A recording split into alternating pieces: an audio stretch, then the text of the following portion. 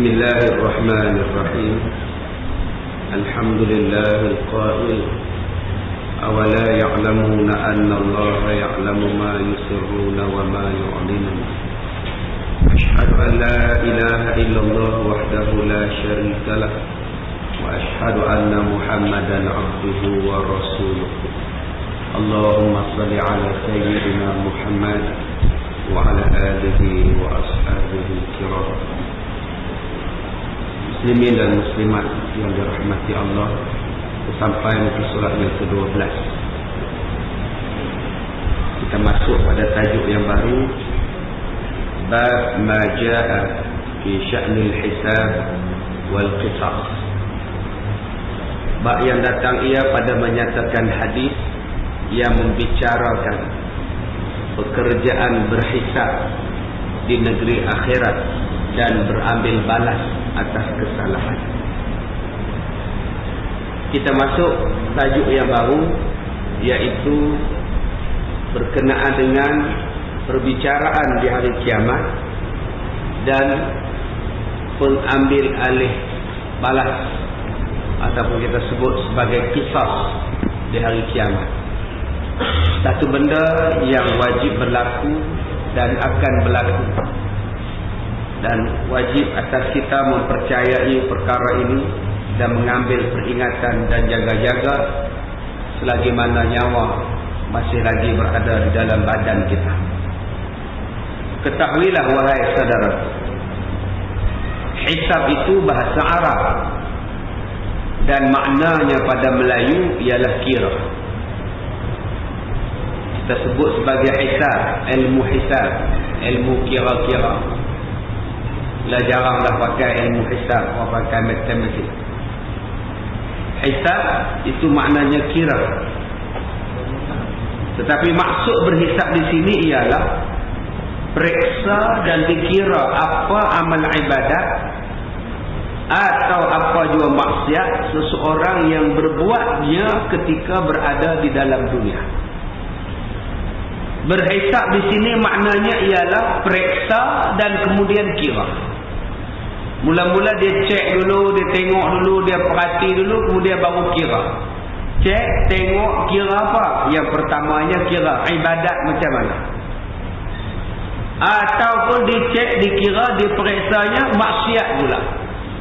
Dua benda ni lah yang akan dikaji, ditengok. Yang pertamanya ibadat, yang keduanya maksiat. Di mana yang kita buat banyak, di mana yang kita tak buat, semuanya Allah Ta'ala akan hisab, Allah Ta'ala kira, dan kiraan Allah Ta'ala itu maha tepat, maha adil, dan Allah tidak akan menzalimi siapa-siapa pun kiraan itu walaupun sebesar zarah amalannya diperbuat ketika hidup di dunia. Maka ada dua macam hisab. Yang pertama, hisab yang halus. Kita sebut hisab yang detail, hisab yang bukan main-main punya hisab. Dia periksa sungguh, dia cek sungguh, maka dia dipanggil sebagai hisab yang halus. Macam kita lah, dia buka habis, dia buka beg kita, dia buka bonet kita, dia buka dalam enjin, dia masuk dalam mesin scan. Macam kita pergi lah, dia melawat, kita pergi melawat negara orang, dia tengok lain macam kawan ni, janggut semacam ni. Dia masuk dalam bilik dia, dia suruh buka baju, dia suruh buka seluar, dia suruh ketuk ketampi lah. Itu lagi ni ketuk ketampi pula. Dia periksa habis seluruh badan tu periksa, kemudian dia periksa beg pula. Pergi ke negara bukan Islam, dia bawa enjin, dia pergi suruh cek pula apa yang ada dalam beg. Siasat habis-habisan. Baik, di hari kiamat ada hisab yang lebih halus daripada itu. Di hari kiamat ada pun hisaban yang lebih detail daripada hisab dalam dunia ini. Untuk siapa? Hisab ini untuk orang yang kufur kepada Allah dan orang yang berbuat maksiat. Habis-habis detail ceknya. Yang kedua, hisab yang sedikit. Hisab yang tengok sikit-sikit jalan. Hisab yang tengok sikit-sikit jalan. Dia tak perlu nak cek apa. Tengok muka orang yang bawa kereta tu, tengok kereta dia pun clear jalan. Dia tengok road tax, Sudah habis kurang itulah kita di dunia. Tu hisab yang sedikit. Dia tengok rotek, dia tengok driver tu pun pakai piak, jalan ni balik masjid ni orang. Tapi kalau dia tu jalan berhuyung hayang, kereta dia pun ke tepi ke tengah, dia suruh ke tepi, suruh cek tengok minum arak ke apa. Itu hisab dalam dunia. Di hari kiamat ada juga hisab yang sedikit. Untuk siapa? Yang hanya ditunjukkan sekeping surat amalan yang tertulis dalamnya segala amalnya. Maka diketahui pada suratnya itu sama ada dia taat atau maksiat. Kemudian diberi pahala atas taat dan diampun baginya maksiat. Maka inilah dia yang dipanggil sebagai hisab yang sedikit. Siapa yang dapat yang ini? Nikmat, rahmat daripada Allah Subhanahu Wa Taala. Mudah kira bicara, terus masuk syurga. Inilah golongan yang kita akan sebut nanti, 70,000 yang masuk syurga tanpa hisab. 70,000 orang yang masuk syurga tanpa hisab. Jalan terus ke syurga. Taman Selasih saja dah ada 40,000. Agak-agak kita termasuk tak 70,000. Nak ambil daripada zaman Nabi, zaman sahabat, zaman tabi'in, tabi'in, sampailah zaman kita. Sampailah kita ni 70,000 orang. Baik, kerana tidak keberatan atas tuannya dan tiada diperhalusi dan tiada ditanya kerana apa kamu perbuat, kerana apa kamu tidak perbuat. Allah tak tanya banyak pada dia. Pasal nak tanya apa memang orang baik. Nak tanya macam mana memang orang yang beriman pada Allah. Nak tanya pasal apa buat, pasal apa tak buat, Allah tak tanya lah. Seperti mana firman Allah, فَأَمَّا مَنْ أُوتِيَ كِتَابَهُ بِيَمِينِهِ فَسَوْفَ يُحَاسَبُ حِسَابًا يَسِيرًا. Maka adapun orang yang diberi surat amalannya dengan sebelah kanan, maka kelak Tuhan akan hisab, dia akan hisab yang mudah, hisaban yasira, hisab yang cukup mudah. Dibagi belah kanan, dibagi pula tangan kanan dan dibagi pada pihak belah kanan. Maka orang yang dapat belah kanan tadi, maka dia akan mendapat hisab yang cukup mudah daripada Allah Subhanahu Wa Taala. Kemudian kata Allah, wa yanqalu ila ahlihi masrura, dan kembalilah ia kepada keluarganya di dalam syurga dengan penuh sukacita, membawa kemuliaan dan kesukaan. Satu dalil daripada Al-Quran menunjukkan kepada kita bahawa ahli keluarga kita boleh berhimpun di dalam syurga. Macam kita sekarang ni ada anak beranak, cucu cicit duduk sekali dengan kita. Di hari kiamat pun boleh duduk mereka. Anak beranak, cucu cicit, satu rumah dalam syurga. Satu syurga pula tempat dengan kita. Boleh dengan syarat masuk syurga. Tak masuk syurga, henti.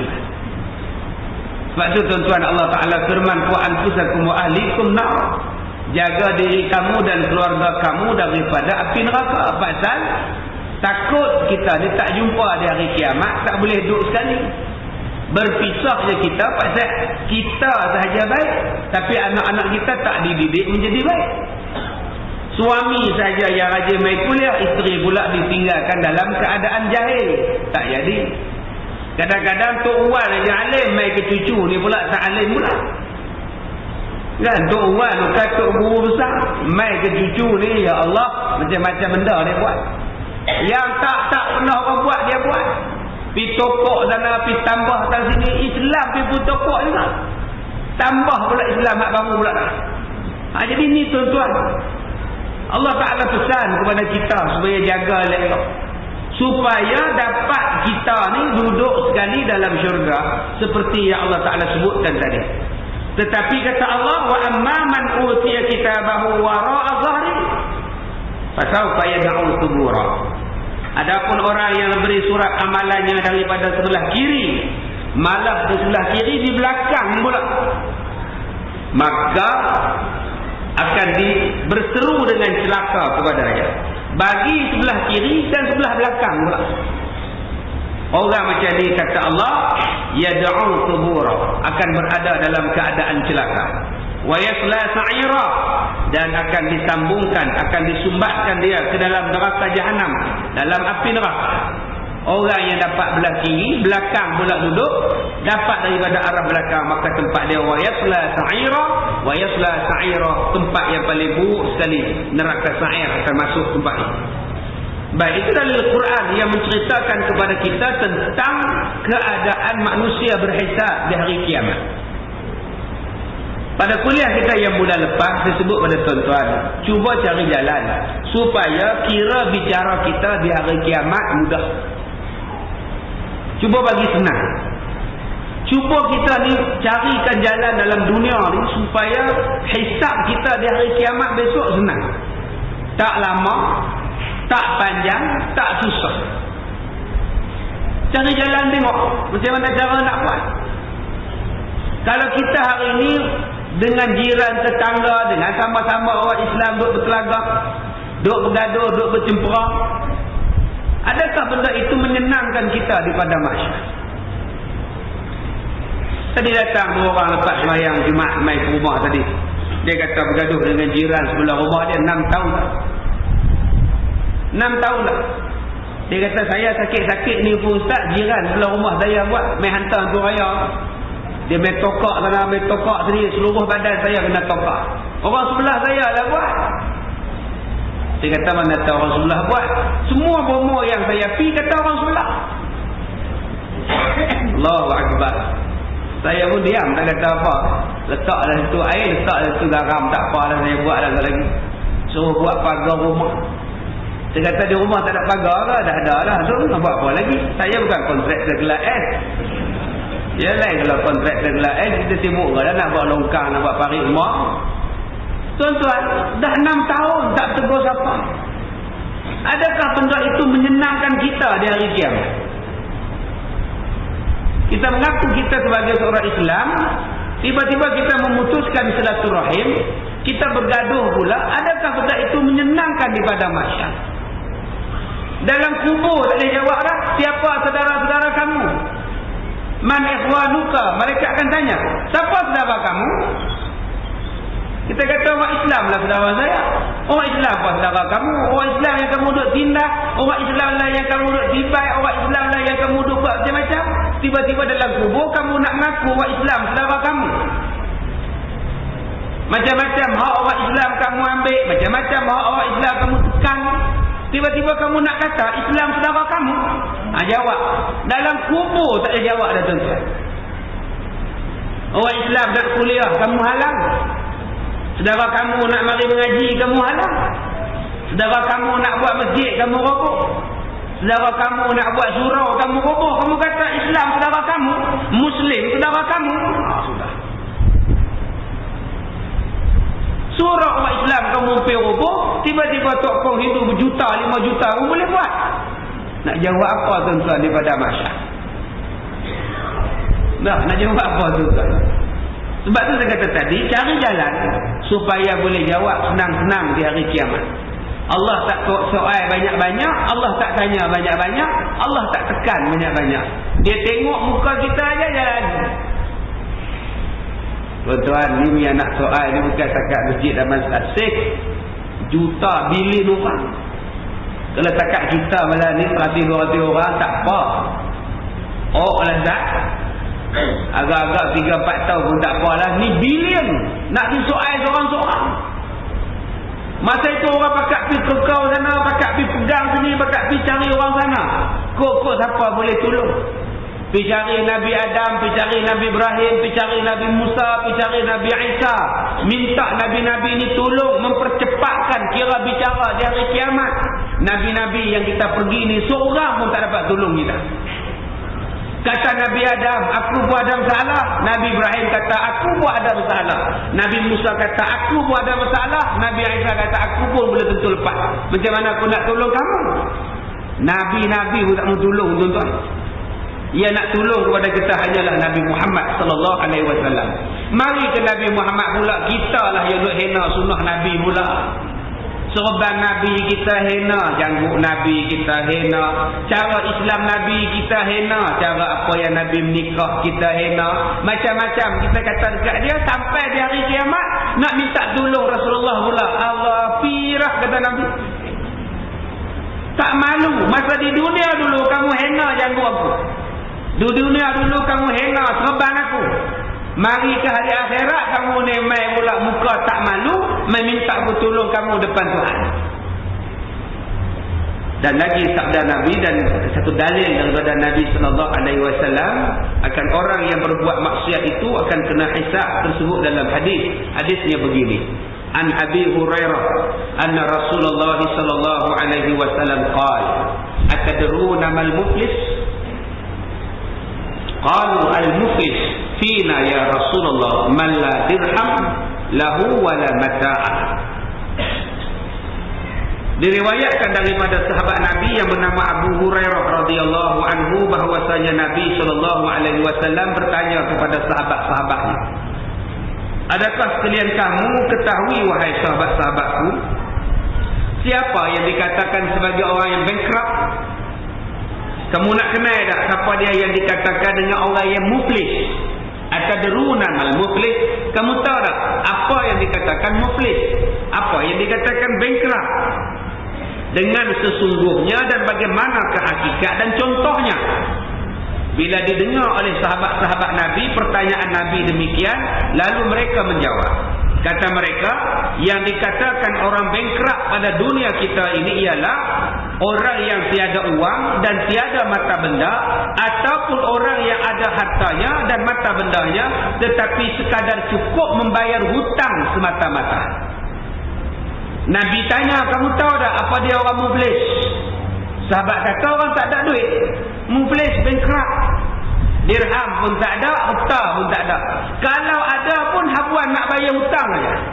Ataupun orang yang hutang banyak, duit tak ada nak bayar, orang istihad dia bankrupt, orang istihad dia muflis. Jawab sahabat-sahabat. Sahabat ni jawab betul.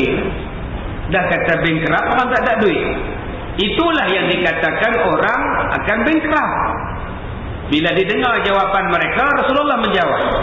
Kata Rasulullah, qala Rasulullah sallallahu alaihi wasallam, al-muflisu min ummati man ya'ti yaumal qiyamah bi salatihi wa siyamihi wa zakatihi wa ya'ti qad shatama hadha wa qazafa hadha wa akala mala hadha wa safaka dama hadha wa daraba hadha fayaq'ud fayaqtassu hadha min hasanatihi wa hadha min hasanatihi. Sabda Nabi sallallahu alaihi wasallam adalah yang kamu katakan itu bukannya orang yang bankrupt, sebenar-benar bankrupt yang aku kehendaki. Nabi kata yang kamu kata orang tak ada duit, orang banyak hutang, itu kata Nabi itu bukan bankrupt. Orang macam tu kalau bankrupt di dunia, orang boleh bail out. Orang boleh tolong inject pula. Kalau kata tak ada duit bankrupt, kawan ni tokok sikit, hilanglah bankruptnya. Berapa banyak sekarang orang yang bankrupt dalam dunia ni, orang lain tolong, habis bankrupt. Dulu anak raja apa agak bankrupt. Bayar hutang dia habis lah, tak bankrupt. Penyanyi 2-3 orang bankrupt, Kak Pah itu pun bankrupt. Bila orang tolong bayarkan dia punya hutang, hilang bankrupt dia. Syarikat kapal apa agak dulu bankrupt. Syarikat kapal bankrupt. Mai kita injek sikit tolong 2-3 bilion, hilang bankrupt dia. Lepas tolong 2-3 bilion tu naik minyak. Kita tolong bayar bukan orang lain. Itu bankrupt dalam dunia. Bankrupt dalam dunia ni orang pakat boleh tolong. Bankrupt di hari kiamat, siapa nak tolong? Jawapan yang Nabi kata dengan jawapan yang sahabat bagi berbeza. Lain. Sebab tu tuan-tuan, Nabi kadang-kadang dia soal benda yang lain, sahabat jawab lain. Nabi tanya, kamu kenal dah orang yang mandul? Sahabat kata, orang yang mandul orang tak ada anak. Kata Nabi, dah, orang yang mandul ialah orang yang ada anak, tapi anak dia tak boleh bagi pahala pada dia. Itulah mandul. Orang mandul ni bukan orang tak ada anak, orang yang banyak anak, 4-5 orang anak. Tapi bila mati bapak tu, anak tak boleh push pahala pada bapak. Anak tak boleh push pahala pada mak dalam kubur. Maka mak pak dia tu mandul. Ada anak tapi tak boleh bantu bagi pahala. Nak baca doa ke, nak wakaf ke, nak sedekah ke, nak tolong niat atas nama mak bapak ke, nak buat upah haji ke, nak buat upah umrah ke, tak rasa apa mak dalam kubur. Maka anak tu, pak tu, mak tu dipanggil mandul. Sebab tu orang yang kahwin tak ada anak tu satu hina mereka. Urusan anak bukan urusan manusia, urusan Allah. Kita bila nikah 10 tahun tak ada anak, kita mula kutuk. Mandul. Bini dia lah, tak ada ni, pasmah mandul. Dengar bini dia kecil hati. Tak salah hina orang. Bukan dia tak nak anak, dia nak anak. Tapi nak buat macam mana? Allah tak bagi. Dia berkata minum air tasik dayang bunting, boleh bunting. Pergi ke langkawi 4 kali teguk lah. Tak bunting-bunting juga. Yang bunting tasik tu je. Tapi dia ada Allah tak izin nak kata apa. Tak ada sebab apa kita nak hina. Tuan-tuan yang jadi mak mertua, yang jadi pak mertua di sini, bila menantu tak ada anak, relax. Ada sebab kenapa menantu tak ada anak. Ada 5 menantu. Menantu halal tak ada anak. Sebab kalau lah 5-5 ada anak, kalau balik raya sekali, siapa nak masak? Siapa nak masuk pinggan? Menantu nombor 1, duk bawa berat badan, duk bawa budak 9 bulan syarat. Nak bangkit tak boleh dah. Tak boleh tolong mak lah mak. Oh tak larat. Tak apa. Hang tak larat. Anak dengan lapar dah. Jagalah anak. Anak yang nombor 2 pula kembar pula anak. Duk kelek dua-dua ni tak boleh tolong mak lah mak. Oh budak ni teriak kuat. Anak nombor 3 demam pula. Menantu nombor 3 tak boleh lah tolong mak kacau dua-dua mak ayah anak demam. Tak lagi demam pula. Tak menantu nombor 4 pula anak buah. Lompat sana, lompat sini, teriak sana, teriak sini. Semua tak boleh tolong. Yang boleh tolong siapa? Yang tak ada anak. Sebab tu Allah bagi dia tak ada anak, boleh tolong kita buat kerja. Dialah yang pergi duduk ke dapur sampai kecut tangan, duduk basuh pinggan. Yang lain nak tengok TV, senario raya, gerak khas raya. Tapi kita tak nampak benda tu, kita duduk hentam tak habis-habis. Jadi tuan-tuan, di sini Nabi sebut orang yang muflis itu apa? Orang yang muflis ialah bukan orang yang tidak berharta atau menjadi kekurangan harta. Orang yang kurang harta itu terkadang boleh kembali menjadi kaya dan boleh putus ia dengan sebab mati. Orang yang tak ada duit, kita nak kata dia bankrupt, belum tentu dia bankrupt. Berapa banyak yang kaya balik, pasti orang tolong dia bagi dia kaya. Ataupun bankruptnya akan habis dengan sebab mati. Bermula yang aku maksudkan kepada sekalian kamu akan orang yang bankrupt hakiki ialah sesungguhnya orang yang bankrupt dengan sebenar daripada umat aku ialah orang yang datang pada hari kiamat membawa pahala sembahyang. Maknanya dia semayang dalam dunia ni banyak pahala tu, dia pikul sampai hari kiamat. Semayang sunat tak tinggal, semayang fardu tak pernah tinggal. Semayang sunat malam ni ya Allah sampai nak hitam dah. Kalau tak hitam tu usaha cengih bagi hitam juga. Nak kata hitam, subhanallah punya rajin semayang. Pukul 12 tengah hari pun semayang. Orang kata tak boleh semayang. Tak, dia berderas semayang juga. Punya rajin semayang. Dia dapat pahala. Dia bawa pahala semayang di hari kiamat. Yang kedua kata dia orang yang bawa pahala puasa. Puasa 6. Puasa Isnin Khamis. Selang sehari. Puasa Rejab. Puasa Sya'ban. Puasa Muharram. Puasa Ramadan. Ni telah. Puasa ni tak berhenti. Punya rajinnya dia puasa. Dia bawa pahalanya di hari kiamat. Zakat pun tak dikira lah banyaknya zakat dia. Cuma kita bimbang, kita takut sekarang ni tuan-tuan. Zakat siapa tak bayar boleh kena penjara. Tapi orang tak semayang tak kena penjara pula. No, zakat siapa tak bayar akan dikenakan tindakan. Bayar pula pada income tax. Baru punya undang. Ya ini tanda-tanda kiamat. Waz zakatu maghraman. Apabila zakat dianggap sebagai hutang. Siapa tak bayar kena tangkap, kena penjara. Bayar pula kepada satu syarikat pula, satu lembaga pula. Tak dibayar lagi dah pada amil. Amil hanya boleh kutip fitrah, tidak lagi dipanggil amil zakat fitrah, amil fitrah.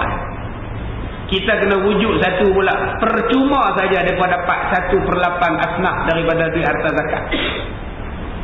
Kita duk baca tuntutan IFC, di antara tuntutannya ialah supaya duit zakat orang Islam boleh dibagi sama pada orang bukan Islam. Ini di antara tuntutan orang-orang kafir di Malaysia ni, yang minta supaya salah satu tuntutan dia ialah duit zakat orang Islam, orang bukan Islam pun boleh ambil. Kita bimbang bila zakat dibayar melalui income tax bukan lagi sumber Islam dan bukan untuk orang Islam semata-mata. Besok dengan bangsa lain pun boleh dapat sama hasil atas zakat yang kita bagi pada zakat. Ni kita bimbang sangat tentang keadaan berlaku orang ni. Tapi benda ni tak di-highlightkan dalam masyarakat. Kita baca dalam Straits Times lain, kita baca dalam Utusan Malaysia lain. Utusan Malaysia berita harian tak cerita benda ni, tapi cerita ni keluar dalam The Sun, keluar dalam The Star, keluar dalam Straits Times. Ni benda bahaya. Benda zakat ni tuan-tuan, benda bahaya bila kita pergi bagi pada bukan tempat ni. Kita tak pasal-pasal pula kita mewujudkan satu unit untuk uruskan zakat. Daripada ketua eksekutifnya, daripada pegawai-pegawainya kena bayar gaji mereka pula. Sedangkan harta zakat tu boleh bagi kepada asnafnya direct, tanpa perlu mewujudkan satu lembaga yang baru. Jadi kita nak kata apa? Ya pun kita boleh cakap, kita ni seolah-olah tidak ada akal. Rakyat ni dibuat seperti tidak mengaji, tidak berpelajaran, seolah-olah tidak ada hak. Apa nak buat? Seolah-olah suara kita tak laku. Kalau kita tengok kepada Perdana Menteri Korea Selatan, bila orang kereta api mogok saja, dia tengah main golf. Yang kereta api mogok, dia main golf. Rakyat marah, dia main golf. Tak selesaikan masalah kereta api. Letak jawatan dia tu. Punya dahsyat. Hanya main golf ketika orang main buat mogok kereta api. Tak jawatan. Semua orang bertanggungjawab. Fakta itu adalah amanah. Tapi sekarang ni kita lihat seolah-olah kita ni tak ada apa-apa nilai dalam negara. Apa nak buat? Dah buat, minta buat penerangan pula. Nak buat apa? Bila dah buat baru nak buat penerangan. Sebelum buat tu buat penerangan dulu baru betul. Ni minta ke imam baca khutbah. Pasal apa? Minyak naik. Nak buat penerangan. Apa kena-mengena? Ni yang kita rasa sedih. Kita ini ialah kuat. Rakyat mempunyai keduduk yang kuat dalam agama, dalam sebuah negara. Tapi sekarang ni orang tak pandang. Seolah-olah negara ni hanya sekelompok orang saja yang boleh mentaati. Dia ada dua perumpamaan. Yang pertama raja. Yang kedua wakil raja. Antara raja dengan wakil raja, mana hebat? Raja dengan wakil raja, mana besar? Raja besar ke wakil raja besar? Seorang tak boleh jawab ni. Raja ke wakil raja besar? Raja lah besar. Hakmu wakil je. Rakyat dengan wakil rakyat mana besar? Rakyat lah besar. Tapi orang tak nampak. Raja dengan wakil raja, raja besar. Rakyat dengan wakil rakyat, rakyat lah besar. Kita bimbang hari ini apabila nak buat jabatan Singapura menghubungkan dengan Johor tanpa bertanya kepada rakyat. Permintaan Singapura, kalau hampa nak buat jabatan Strait, kami minta 50 juta tan pasir hitam dan menggunakan ruang udara Johor untuk mengadakan latihan kapal terbang. Dan sekarang dibayangkan untuk mengizinkan benda ini. Kalaulah 50 juta tahun pasir diberikan kepada Singapura, akan wujud sebuah lagi pulau sebesar Singapura. Kita jaga tuan-tuan. Yang kita kebuluh sangat nak buat jabatan. Maksudnya apa? Patut Singapura yang teringin nak buat jabatan. Baca mereka kecil. Mereka tak ada kereta nak jalan pergi tempat. Ni kita pula yang besar nak pergi buat pahala begitu. Dan menguntungkan mereka pula. Tuan-tuan, soalan yang kita baca dalam hadis ini, Allah akan tanya balik. Jangan anggap apa yang kita buat dalam dunia ini Allah Ta'ala tak tanya. Allah akan tanya balik. Segala kezaliman, segala benda yang tak betul Allah tanya. Nasib baik Ustaz, saya tak terlibat. Selamat saya Ustaz. Saya tengok pun kedai arak susah hati Ustaz. Orang minum arak mahu terceruk lah ni. Main judi bertikam tak kira tempat dah. Arak yang susah hati sangat. Nasib baik saya tak jadi mereka Ustaz. Tuhan tak tanya saya pun no? Tuhan tanya Pak Haji. Pak siapa tanya saya pula? Saya bukan bagi apa? Pak Haji. Siapa yang bagi lesen? Mereka bagi. Pak Haji itu pangkah mereka. Pak Haji juga akan disoal oleh Allah Ta'ala. Oh tuan-tuan, jangan ingat bahawa apa yang kita buat hari ini Allah Ta'ala tak soal dan tak tanya. Allah soal dan Allah tanya. Wa naktubu ma qaddamu wa atharahum wa kulla syai'in ahsaynahu fi imamin mubin. Kami tulis apa yang kamu buat. Wa naktubu ma qaddamu. Kami tulis kata Allah apa yang kamu buat. Wa atharahum. Dan kami juga tulis kesan apa yang kamu buat. Akibat yang kita buat, akibat itu pun Allah Ta'ala tulis. Kita buat benda tu Allah tanya. Akibat daripada benda tu pun Allah akan tanya. Kita letakkan paku di jalan tu berdosa. Akibat letak paku di jalan, orang naik motor pancit tayar dia pun Allah Ta'ala tanya. Pak siapa hang buat? Dah orang ni susah tak? Kena tu tuan. Ayat yang kita baca setiap malam Jumaat, surah Yasin. Nak jawab apa tuan-tuan? Sesuatu yang bercanggah dengan hukum, sesuatu yang berlawan dengan ketetapan daripada Allah, kita pergi ubah, kita pergi buat, akhirnya menyusahkan kita di padang mahsyar. Kemudian kata dia lagi, yang cukup belaka adanya dengan pahala, pahala sembahyang, pahala puasa, pahala zakat, rupa-rupanya datang ia sesungguhnya telah mempermaki pula di dalam masa hidup di dunianya akan orang ini. Dalam belah kanan dia duk bawa pahala, tiba-tiba dia bawa sama dosa. Pahala sembahyang dia bawa, pahala puasa dia bawa, pahala maki orang pun dia bawa. Pahala maki orang pun dia bawa. Saya duk sebut banyak kali dah tuan-tuan, kuliah tuan-tuan. Saya susah hati. Susah hati buat siapa? Susah hati kita ni bila dah duduk dalam majlis ilmu, duduk mengajar tiap-tiap hari, duduk mengaji tiap-tiap malam.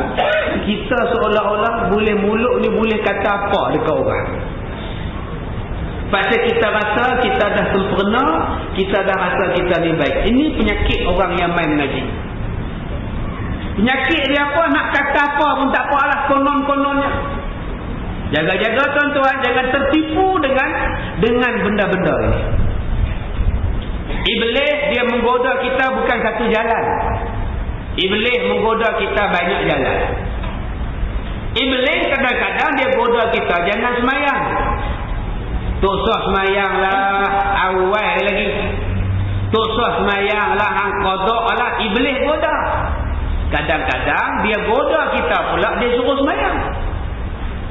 Bukan dia tak bagi semayang, dia suruh semayang pula.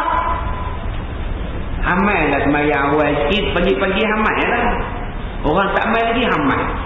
Buka tingkap, buka lampu. Semayang sunat dulu. Dia pun semayang, datang awal-awal. Tengah dia duduk semayang 2 rakaat, bunyi motor di belakang berhenti. Gerek-gerek berhenti motor. Orang tu pun ambil semayang, naik dalam masjid. Kawan yang awal-awal sampai tadi naik. Yang awal-awal sampai tu tengah semayang tu, Allahu Akbar. Dalam hati sudah kata, baru main tengok aku main awal dia baru sampai. Baru dia tahu siapa aku. Nampak dah iblis dah masuk dalam hati. Dia mari riak, dia mari ujung. Tak ada apa. Serupa kita balik kuliah sekali lagi, tengok orang lepak tepi padang ni, semayang tak, apa pun tak, duduk lepak situ je. Kita naik motor, apa nak jadi budak-budak ni? Tak semayang mengaji pun tak, cuba tengok aku ni. Ini yang penyakit orang mengaji tuan-tuan, bahaya. Tambah penyakit macam saya ni, ustaz yang duduk mengajar ni. Dengar kata nak kata apa, balon saya. Kadang-kadang dia perasan ilmu, padahal mengumpat, dia tak tahu. Dia perasan apa yang dia kata tu ilmu, kadang-kadang maki orang. Ni. Maki orang tu apa? Maki lah. Menggelarkan dia dengan gelaran yang tak elok. Maki tu. Bodoh piang punya orang, itu maki tu. Disebut pula nama dia pula. Ataupun digelarkan dengan gelaran yang tak elok, walaupun jahat sungguh. Walaupun jahat sungguh, kita gelarkan dia pula dengan gelaran yang tak elok, dosa. Dah nama dia lah, jangan pergi tokok, pergi tambah lagi. Jangan pergi hina pada keturunan orang. Walaupun dia buat tak betul, kita pergi hina keturunan dia, dosa. Bukan semua keturunan dia jahat, ada keturunan dia baik. Ataupun menghina mak bapak dia. Yang salahnya anak, kenapa dihina mak bapak? Itu juga dosa maki.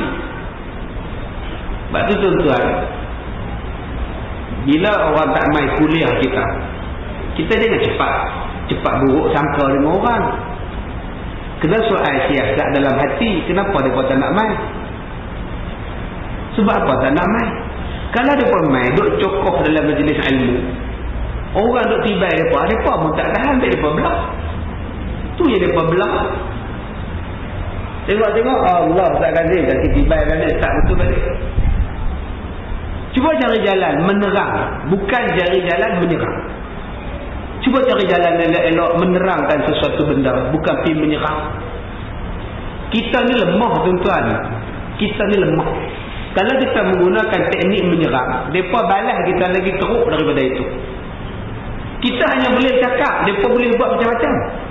Mereka boleh tutup, mereka boleh boykot, mereka boleh tangkap, macam-macam mereka boleh buat. Sebab tu bila angin bertiup, bila ombak datang, taupan datang menyerang, tak usah dah bangkit, duduk sekejap. Tunduk sekejap dan tak kalah tunduk. Bila dah habis angin, bila dah habis taupan ribut, bangkitlah balik. Tak jalan, tak jatuh pun. Baik. Kemudian dia kata ada membawa dosa menuduh orang. Dia kata yang di sini dia bawa dosa dituduhnya orang ini dengan tiada sebenarnya. Tuduh orang. Cukuplah kita kata dekat dia. Dia tu nikah dua orang. Hantar mana? Mereka cerita. Betul kan? Mereka tu siapa? Nimbang dia kopi. Dia cerita nikah dua orang. Dia dengar kat bini dia je mana? Tapi pasal mulut kita nak tanya, mulut kita nak cakap juga dosa. Kalau tuan-tuan tak puas hati dengan seseorang, lebih baik tuan-tuan pergi tanya lah. Aku dengar dia nikah dua orang, tak tahu. Aku pun tak tahu. Jom kita pergi rumah dia. Pergi rumah, pergi tanya dia. Heret kawan awak cerita tu, pergi tanya dia. Tuan Haji, dia kata Tuan Haji nikah dua, nak tanya, ni betul tak betul? Tuan-tuan kalau tak tahu, tuan-tuan kalau nak tahu, pergi tanya pada orang yang betul. Jangan pergi bawa cerita, jangan pergi buat mulut. Fitnah nama dia. Fitnah. Saya dulu ada satu ustaz. Ya, satu ustaz dia mengajar, dia kata Ustaz Kazim ni tak ada tauliah. Bila periksa tauliah, tak lulus. Mufti suruh balik. Saya pun menang. Masa bila aku tak lulus tauliah? Mufti suruh balik, tak bila. Heboh lah pasal ustaz buat cerita. Kalau bukan ustaz, orang tahu pada percaya. Ni pasal ustaz. Bila saya pergi kuliah di tempat tu, saya kata saya ada tauliah, saya ada sijil semua. Macam betul saya kata tak ada. Tak apa, bulan depan ustaz bawa. Saya bawa tauliah saya. Ni dia lah tauliah ni. Cok sultan semua ada. Habis cerita lah. Habis cerita. Malam esok, satu hamba Allah datang ke rumah. Dia kata ustaz, malam ustaz tunjuk tauliah ustaz tu. Jadi dia pun suruh saya cek tengok lah. Tauliah tu betul ke tak betul. Astagfirullah. Kan tu dia kata fitnah tuan-tuan. Dia main tanya betul tak betul. Dia kata pasal apa? Semalam kena tunjuk. Yalah sekarang ni boleh scan. Dia kata scan. Jadi dia buka surat tulis tu. Suruh rabah. Cok mohon sultan. Arti lah ni. Tak boleh tak Ustaz tunjuk lagi kau ada macam gambar ke apa ke masa Ustaz ambil tu. Secara dalam store jumpa buku terbitan Jabatan Agama Perak, buku Suara Majlis. Dalam buku tu ada gambar saya tengah duk terima tulis. Saya kata ni dia lah. Ni sebelah ni Qadhi Bagan Suhaib, ni saya sebelah. Betul lah. Kompon lah. Ustaz ada tulis. Saya suka dekat dia sebab dia main tanya. Dia main rabah, bukan rabah saya, dia rabah tulis. Saya suka dia. Saya lebih suka daripada orang yang buat cerita bukan-bukan. Malam besok pula, lepas dia berjumpa saya tu, satu hamba Allah tanya pula, Ustaz, nak tanya sikit. Dia tanya pada satu ustaz lain. Nak tanya sikit, apa hukumnya satu ustaz bawa toliah tunjuk ke orang? Ustaz tu berkata, riak dan tak kabur. Allahu Akbar. Bila kita tak tunjuk, mereka kata tak ada. Bila kita tunjuk, mereka kata riak. Ni mengaji jenis apa ni tuan-tuan? Saya pun berhenti mengajar masjid tu lah. Hampa dah pandai semua dah. Boleh mempertikai orang. Ingat tak dosa tu tuan-tuan? Kita suka dengar cerita orang. Kalau tuan-tuan tak puas hati dengan dia, kita tanya kat dia. Aku dengar tu haji tu ngumpat. Tak betul pergi tanya dia. Betul tu haji kata kat saya? Pergi tanya dia. Jangan pergi tanya orang lain pun tak tahu. Pergi tanya orang yang kita duk cakap. Dengar cerita kedai hujung tu, laksa dia pekat. Dia kata buat tisu tu. Tarik orang yang cakap ni, pergi tanya orang yang negara laksa. Betul kan makcik buku laksa ni campur tisu? Siapa kata ni orang ni? Dia ambil kuah laksa, dia tolong orang tu tuan-tuan. Ini fitnah orang. Tuan-tuan nak tak dosa. Walaupun kita duduk dalam majlis ilmu, walaupun kita duduk mengaji, kita duduk mengajar orang, jangan anggap semua perkataan boleh terbit daripada mulut kita. Jangan anggap semua ikut suka nak kata, kita boleh kata. Ikut suka nak buat, kita boleh buat. Tak. Sepatutnya majlis ilmu kita, kuliah ilmu kita lebih bersopan, lebih ilmiah, lebih menarik orang untuk mengikuti kuliah kita. Bukan kita pergi hentam sana, pergi tibai sini. Tak boleh tuan-tuan. Kadang-kadang dalam setibai, kadang-kadang kalau kita hentam, terlebih tibai dan hentam. Dia bertukar kepada maki, dia bertukar kepada fitnah, dia bertukar kepada ngumpat yang rugi balik kepada diri kita sendiri di hadapan Allah Subhanahu wa ta'ala. Baru ni orang main hantar mesej pada saya. Dia kata dia baru bertengkar dengan satu hamba Allah. Saya pergi mengajar di masjid Matan Janggut. Dia balik tu dia pergi makan nasi kandar. Jadi satu hamba Allah duk makan nasi kandar tu tanya dia, "Ang daripada mana?" Matan Janggut. Siapa mengajak? Ustaz Kazim. Hak nak duk makan tak? Pasal apa tu Haji? Dulu saya ada ikut dia lah, tak ikut lah. Pasal apa? Pasal dia habari. Dia hadari punya orang. Tuan Haji tahu mana Ustaz Kazim? Ustaz hadari. Abang dia hadari. Abang hadari, adik hadari. Ya kata dia. Subhanallah. Tuan-tuan, saya suka sebutkan. Tidak ada Islam lain melainkan Islam sahaja. Tidak ada 2-3 Islam. Islam liberal, Islam hadari, tidak ada. Yang ada cuma Islam. Mal Islam, huwal Islam. Apa dia Islam? Itulah Islam. Tidak ada tokoh, tidak ada tambah. Islam itulah Islam. Jadi sahabat yang main dengar kuliah saya ni, dia kata tak apa, hari Ahad besok Ustaz Kazim main lagi sekali. Jom kita pergi tanya dia. Aku tak mau. Tak apa tuan-tuan, orang macam ni kita dakwah di hari kiamat. Saya tak rugi apa. Sebab tu saya kalau orang kata kat saya, orang fitnah saya tu senyum aja. Sebab saya dapat pahala free setiap hari. Tidur saya pun dapat pahala pasal orang duk post pahala mengumpat pada saya. Tuan-tuan juga, kalau tuan-tuan mengumpat orang, tuan-tuan duk post pahala tuan-tuan pada dia secara percuma. Percuma tuan-tuan. Dia tak tahu, dia tak dengar, tiba-tiba kita pergi hentam dia. Pahala sembahyang kita ni di hari kiamat dia tagih, dia tokok, dia takik bagi kat dia. Kosong pahala kita tuan-tuan. Tu yang kata muflis tu. Sembahyang kita banyak pahala, puasa kita banyak pahala, mengumpat kita pembawa, maki kita pembawa, akhirnya dia akan ambil pahala puasa kita, dia ambil pahala zakat kita, lepuh pahala kita, dosa dia pula kita tanggung. Sebab tu kalau orang bawa cerita pasal orang lain pada kita, tuan-tuan kena berhati-hati. Seulang balik, kalau orang bawa cerita pada tuan-tuan pasal orang lain, tuan-tuan kena berhati-hati. Berhati-hati pasal apa? Kalau dia boleh bawa cerita pasal orang kepada kita, dia juga boleh bawa cerita kita pada orang lain. Kalau dia boleh mengumpat orang lain pada kita, dia juga boleh mengumpat pasal kita pada orang lain. Yang kedua, bila orang bawa cerita pada tuan-tuan, cukuplah cerita tu kita nak mengumpat. Tuan-tuan anggap saja, tuan-tuan juga share dosa dengan dia. Saya sakit ni, pergi doktor 4 hari, tak lega-lega juga. Pergi doktor sana pun tak lega. Semalam pergi tengok apa? Tengok kat Bomo Siam tu. Dia kata orang sebelah rumah saya lah puan. Oh, dia nampak lah mangkuk. Hang nampak dah? Saya tak nampak lah, tapi dia nampak lah. Dia cerita tu sebiji macam mak jiran saya. Orang dia lagu mana kan, semua kan. Tu yang kata tak percaya pun tak boleh juga. Kan, nak percaya pun, iyalah benda dia cerita tu betul. Memang tepat sebiji. Kita berkata, itu yang kata jiran dulu, tak sangka boleh buat macam tu. No? Tuan-tuan dapat dah pahala, kau dapat dosa.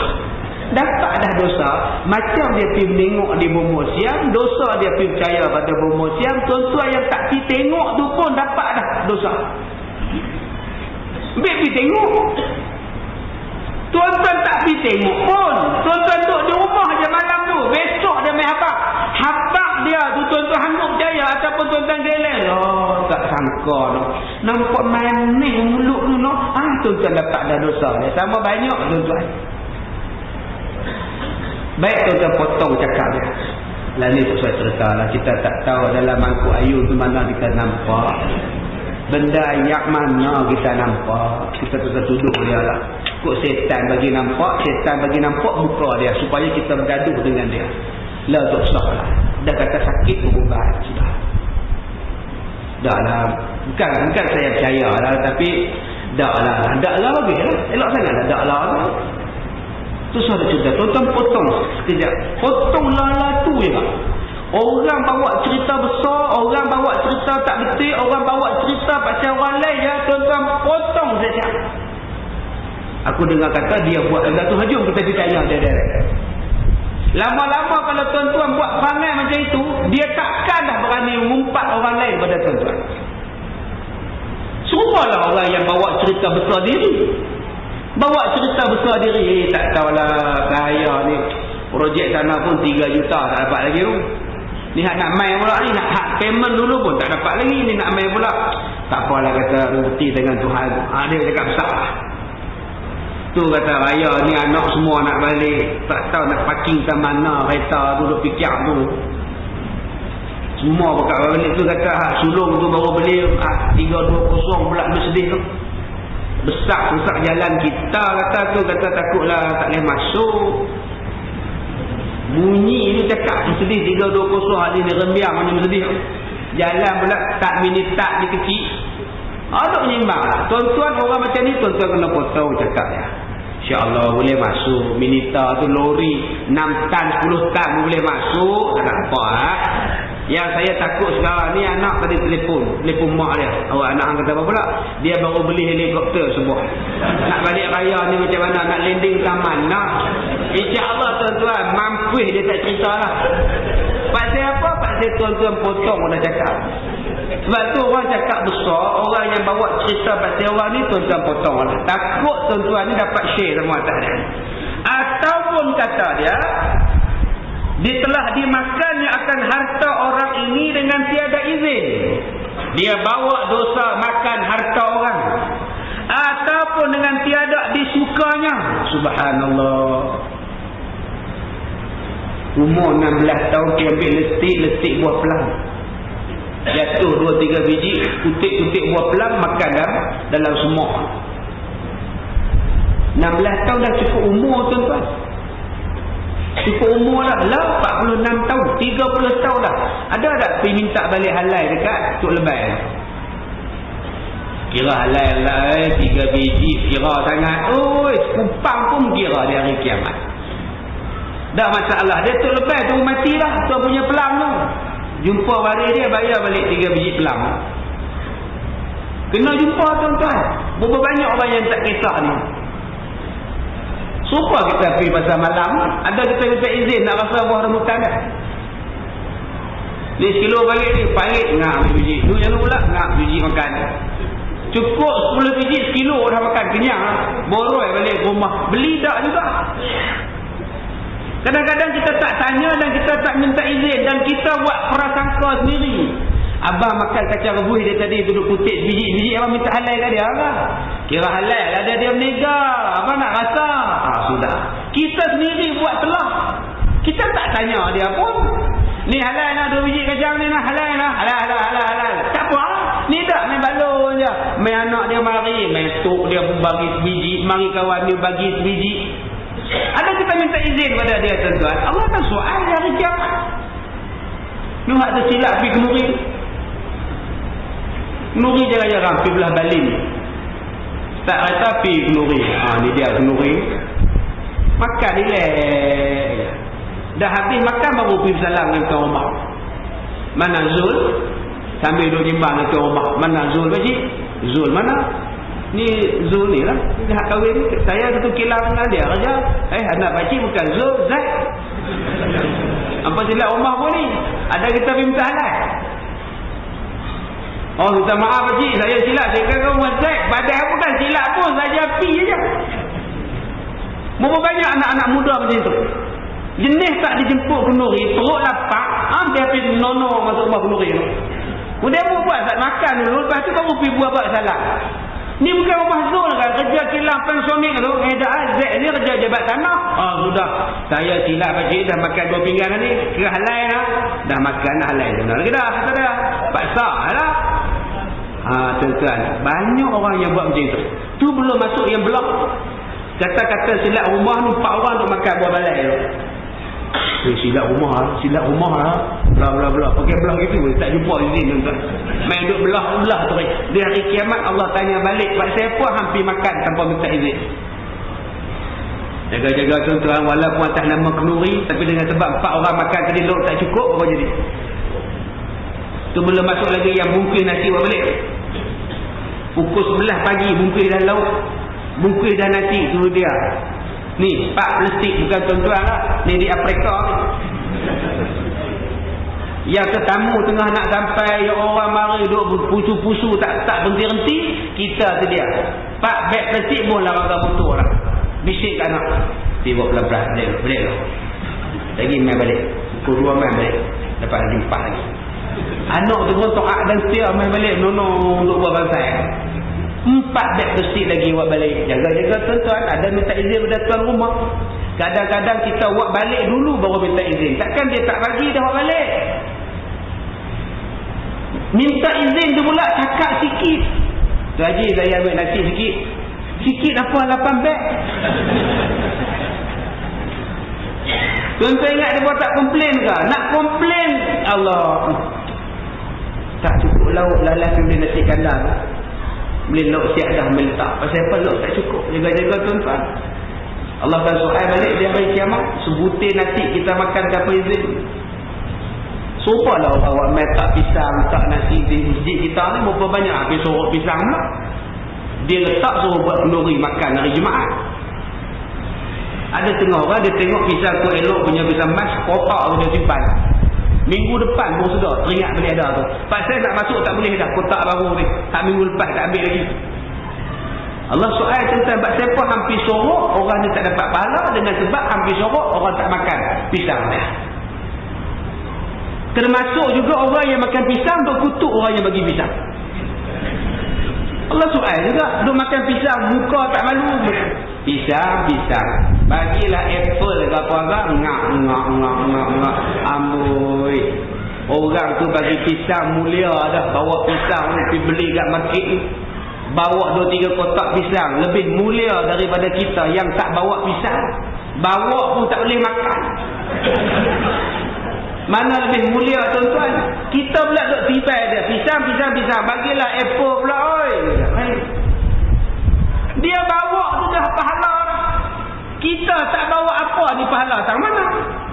Jadi patut bila kita makan pisang tu, berkatlah orang yang selepas pisang ni, ampunkanlah dosanya ya Allah. Bismillahirrahmanirrahim. Sampailah ni tak duk kutuk dia, makan juga. Tuan-tuan, jangan duk kutuk orang bawa makanan main masjid. Tambah-tambah orang yang bawa makanan untuk dihidang pada orang yang main mengaji. Lagi banyak pahala mereka. Dah lah orang yang mari mengaji itu dapat pahala, dia buat mari makan pula untuk orang main mengaji itu dapat pahala, dapat makan, lagi besar pahala tu. Pilih nuri, pilih buat jamuan untuk orang yang mengaji ni. Nabi suruh pasal pahala besar. Orang yang bagi makan kepada orang yang main mengaji ni dalam pemeliharaan Allah Ta'ala. Selama mana dia duduk sedekah, selama itulah Allah Ta'ala akan pelihara dia daripada musibah. Dan doa daripada malaikat untuk orang yang jamu orang yang mari mengaji. Tapi bila kita kutuk orang yang mari mengaji, pasal bagi bihun saja. Buka-buka kertas je kan, nasi bihun. Bihun. Jangan tuan-tuan, apa juga rezeki yang dapat, itu adalah anugerah daripada Allah. Kemudian kata dia lagi, dan ditumpahkan darahnya orang ini dengan tikam atau tekak dengan pisau, dan telah digodamnya dengan kayu dan belantan. Itu dia kata juga dia bawa dosa pi pukul orang, dosa pi tikam orang, termasuk juga dosa pi godam orang dengan kayu dan belantan. Allah tuan-tuan. Lepas-lepas habis sembahyang Jumaat, mereka belarak lah sikit. Kan? Peganglah 2-3 sepanduk. Kan? Bawa lah periuk satu. Mai puak-puak ni, siap lagu ni, katok dengan tu. Bila kata pukul dia, pukul tuan-tuan, subhanallah. Tak pukul yang tembak dengan air kimia. Sampai pedih mata tutup lebay pakcik-pakcik orang perempuan. Allah akan tanya di hari kiamat, apa sebab hang pukul dia pak? Apa sebab pukul? Arahan pasal apa hang ikut? Sudah tuan. Daripada hak arahan sampai hak pukul kena. Dalam Islam tak ada sebab boleh pukul orang. Ni bukan saya kata ni, kitab kata ni. Nak belarak selagi tak ganggu orang, pergi belarak. Apa sebab pergi katok budak kecil, pergi katok, pergi godam orang tua, berjahit kepala dia, berdarah dia. Allah Ta'ala akan hisab di hari kiamat. Sebab tu tuan-tuan, yang mana kena godam, yang mana kena katok, itu bising-bising. Dakwah besok di hari kiamat. Nak bisinglah pun tak guna. Dakwah di hari kiamat tak terdakwah tuan-tuan. Berapa banyak orang yang duduk pukul godam ni tuan-tuan, main pension aja habis tuan-tuan. Tangan jadi kok lain, kaki jadi kok lain. Pasal apa? Doa daripada orang yang dizalimi adalah mustajab di sisi Allah Subhanahu wa taala. Ya, 3 jenis doa yang sangat mustajab. Da'watul mazlum, doa orang yang dizalimi. Da'watul musafir, doa orang yang musafir. Dan yang ketiganya, doa daripada mak bapak kepada anak-anak. 3 doa yang sangat mustajab, tiada terhijab dengan Allah. Dengan kerana itu sudahlah datangnya membawa hutang kesalahan kepada beberapa banyak orang. Maka orang-orang yang berpiutang kesalahannya itu menuntut haknya kepada Tuhan, mengadukan dirinya kena aniaya di dalam dunia. Yang ini mengadukan dia kena maki, yang ini mengadu kepada Tuhan dia kena tuduh, yang ini mengadu kepada Tuhan dia kena makan hartanya dengan aniaya, yang ini pula mengadu kepada Allah dirinya kena pukul dan kena godam. Maka duduklah berbicara dan berguam antara kedua orang itu, dan didapati betul dakwa orang-orang tersebut yang kena naya, maka jatuhlah hukum Tuhan, diambil bela daripada yang membuat kesalahan. Bila dihukum, bila berbicara, didapati betul orang yang mendakwa, Allah ambil pahala mereka ni pergi bagi dekat orang yang kena naya. Akhirnya pahala semayang dia habis, pahala puasanya habis. Habis licin tuan-tuan pahala. Rupa-rupanya tak selesai lagi orang dakwa. Mari kawan ni pula, Allah saya nak dakwa si pula ni. Pak siapa? Dia makan harta saya tanpa izin. Nak bahagia apa lagi dah? Pahala dah habis. Akhirnya Allah Ta'ala kata, kamu ambil dosa orang ni, kamu tanggung sekarang. Itulah dia orang yang bankrupt. Pahala habis kena potong, dosa orang pula yang dia tanggung. Letih dia semayang, letih dia puasa, letih dia beribadat. Rupa-rupanya pahala segala ibadat dia hanya dapat kepada orang yang dia maki, orang yang dia tuduh, orang yang dia kata, orang yang dia fitnah, orang yang dia makan hartanya, orang yang dia godam pukul. Habis saja tuan-tuan. Binatang pun kalau kita pukul tuan-tuan, dia tuntut balas di hari kiamat. Tuan-tuan duk sepak kucing, jaga-jaga. Kita pergi makan tom yum, kucing main duduk buah kaki kat meja, duk serendek kaki kita. Kita sepak kepala kucing. Orang nak makan pun tak senang, boom, bagi sekali, pusing 6 kali kucing. Lepas-lepas pusing dia main balik, nyau. Oh, kita marah dia, kita sepak dia lagi tuan-tuan. Di hari kiamat dia mengadu dekat Tuhan. Jawab. Dia kata dekat Tuhan di hari kiamat, kalau saya ada duit, saya tak minta kat dia. Kalau saya reti masak, saya tak minta makanan kat dia, pasal saya tak reti masak. Kucing akan minta pada Tuhan. Bagilah, apa nak kata bagi. Kucing tu kalau dia pandai masak tuan-tuan, dia tak minta kita. Dia masak sendiri lagi sedap. Tak menyusah korang. Tapi pasal dia binatang, dia hanya perlukan daripada kita ihsan, belas kita, tolonglah. Nabi kata kalau anjing tengok kamu makan terjelai-jelai lidah dia, bagilah walaupun dia anjing. Apatah lagi orang dan manusia. Apatah lagi orang dan manusia tuan-tuan. Anjing pun kena bagi, apatah orang yang ada nilai, yang ada maruah, yang ada nyawa, yang ada ruh, yang ada akal. Ini yang sama-sama kita fikir-fikirkan tuan-tuan. Mudah-mudahan kira bicara kita di hari kiamat kelak mudah. Kesimpulan kuliah kita malam ni, kalau ada urusan kita yang sangkut dengan orang, tolonglah buang sangkut-sangkut. Leraikan dan sambung balik yang mana putus. Yang kedua, kalau selama ni kita duk maki, duk fitnah, duk kata dekat orang, mulai saat ini kita kontrol mulut kita, jangan mengumpat, jangan memfitnah, jangan maki. Yang ketiganya, kalau selama ni kita faham apa yang kita buat di dunia ni tidak ada kira bicara di hari kiamat, silap.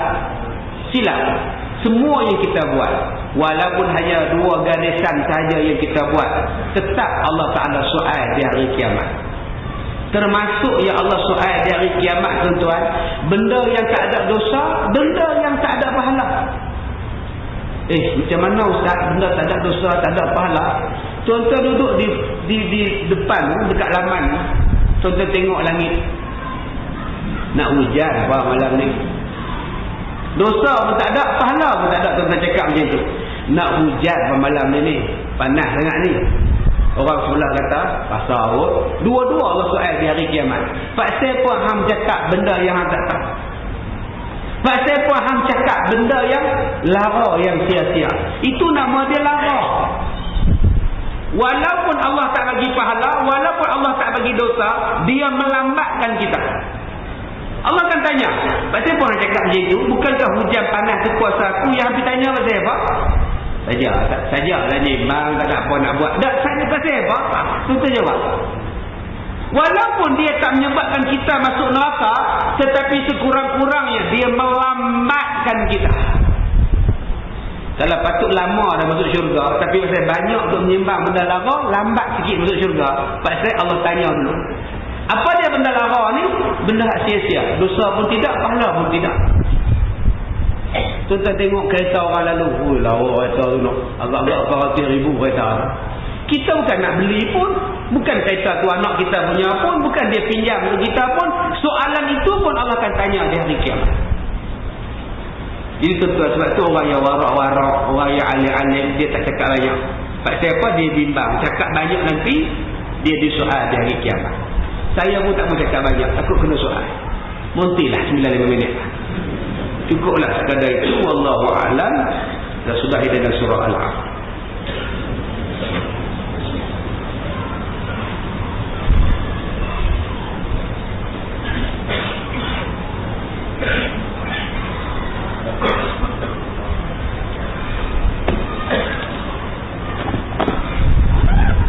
Bismillahirrahmanirrahim. Alhamdulillahi rabbil alamin wassalatu wassalamu ala asyrafil anbiya'i wal mursalin wa ala alihi wa ashabihi ajma'in. Allahumma inna naj'aluka fi nuhuri a'da'ina wa na'udzu bika min shururihim. Allahumma fasid syamlahum wa farid jam'ahum wa shattit kalimatahum wa zalzil aqdamahum wa sallit 'alaihim kalban min kilabik ya qahhar ya jabbar ya muntaqim. Allahumma ya munzilal kitab wa ya mujriyas sahab wa ya hazimal ahzab ihzilhum mansurna 'alaihim walhamdulillahi rabbil alamin. Saya minta maaf jika terkasar bahasa. Assalamualaikum warahmatullahi wabarakatuh.